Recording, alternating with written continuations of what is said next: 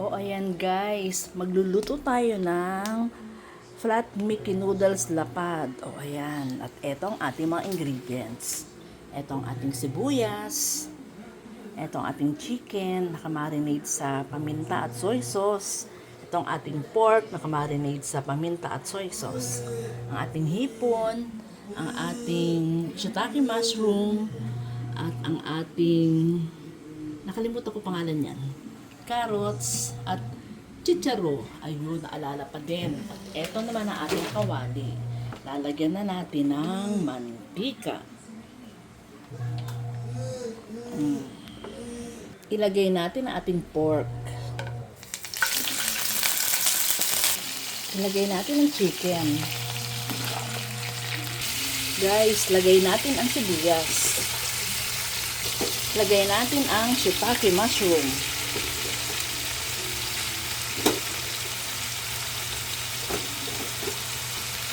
Guys, pakuluan na natin sa tubig ang noodles. At ito guys, ang ating ginigisang ingredients. Ang dami pala. At ito guys, lagay natin ang hipon. Guys, nilagyan ko na ng oyster sauce. Ilagay ko na ang carrots.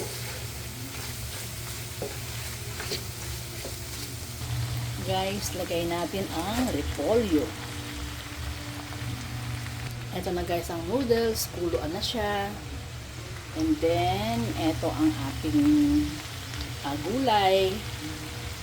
Kailangan nating isalin sa mas malaking kaserola guys kasi hindi kasya dito. Gulay pa lang, ingredients pa lang, puno na. So, kasama natin. Ngayon guys, ilalagay na natin ang ating noodles. Lagyan natin ang ating chicharo. Hahaluin natin guys, pero kailangan ko ng 2 kamay. O ayan guys, eto na, paghalo-halo ko na silang lahat. Natimplahan ko na rin at okay naman guys. Masarap naman. Hindi pa naman siya sumarap sa dami na ingredients na yun. Konti pa guys, konti pa at luto na to. O ayan guys, luto na ang ating pansit flat Mickey lapad. O ayan.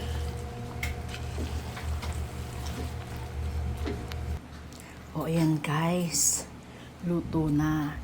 At kakain na ako. Magta-Chinese tayo ngayon. Magta-chopsticks tayo. O ayan guys, thank you for watching. Bye! See you next time. Please follow and share. Thank you!